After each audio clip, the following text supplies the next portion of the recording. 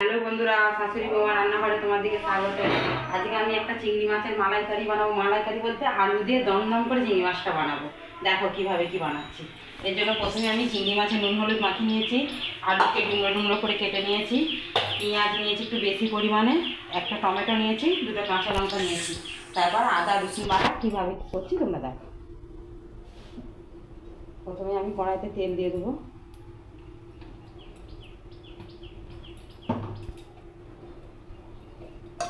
দিয়ে আমি আলুগুলো তুলে দেবো।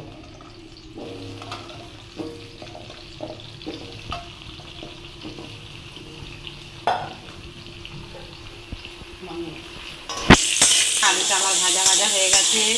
এবার আমি এই ভাজা আলুটা তুলে নেবো। এটাতে আমি পেঁয়াজ দিয়ে দেবো, দুটো কাঁচা লঙ্কা দিয়ে দিয়েছি।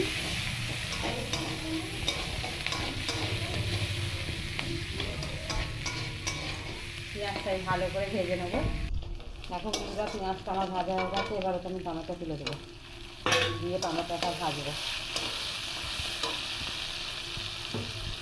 দিয়ে ওতে আদা বাটা দিয়ে দেবো,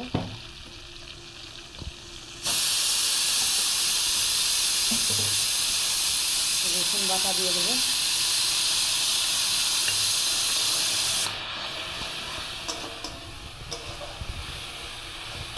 দিয়ে ভালো করে একটু ভাজবো। এবার একটা মিক্সিং বলবে, দেখো মিক্সারেটা একটু সর্ষে, সাদা সর্ষে,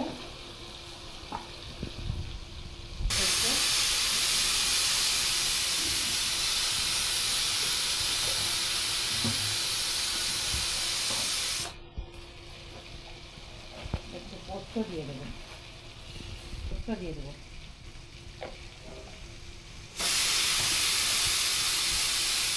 দিয়ে দিয়ে দিয়ে দেবো। আমার মশলাটা কোথা হচ্ছে, এটা ভিজে না রইল।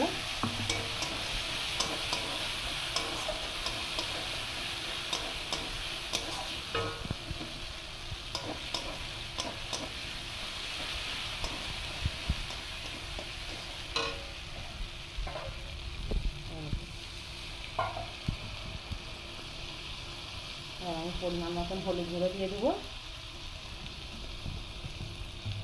লঙ্কা গুঁড়ো দিয়ে দেবো,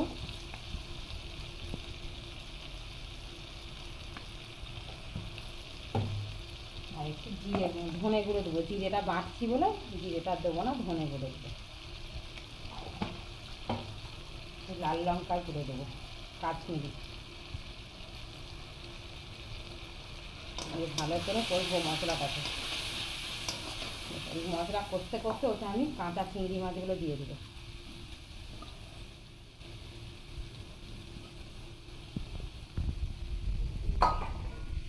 দিয়ে মশলার সাথে আমি ভালো করে কষবো।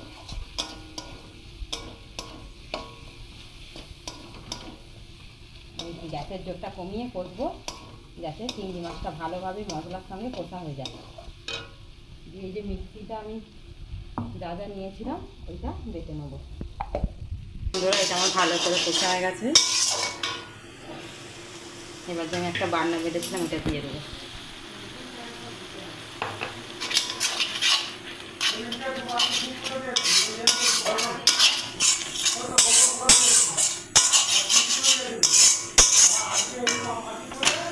ভেজে রেখেছিলাম ওইটা দিয়ে কষে নেবো।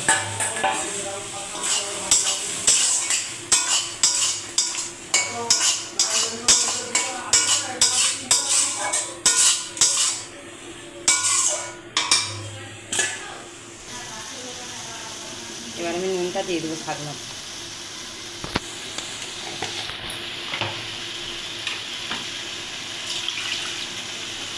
দিয়ে একটু গরম জল দিয়ে দেবো, দিয়ে আমার ফুটবে তরকারিটা।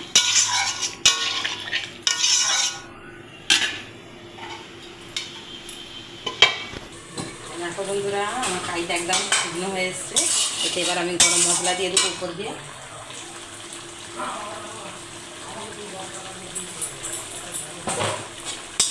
দিয়ে একবার ফুটিয়ে নিয়ে নামিয়ে রাখো।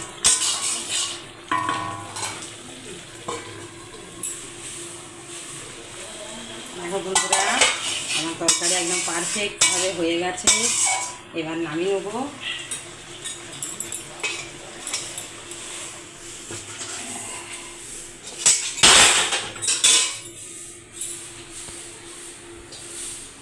দেখো বন্ধুরা, আমার চিংড়ি মাছ আলু দিয়ে কষা কষা তরকারি তৈরি হয়ে গেছে। তোমাদের যদি এই রেসিপিটা ভালো লাগে প্লিজ লাইক করো, কমেন্ট করো, সাবস্ক্রাইব করো।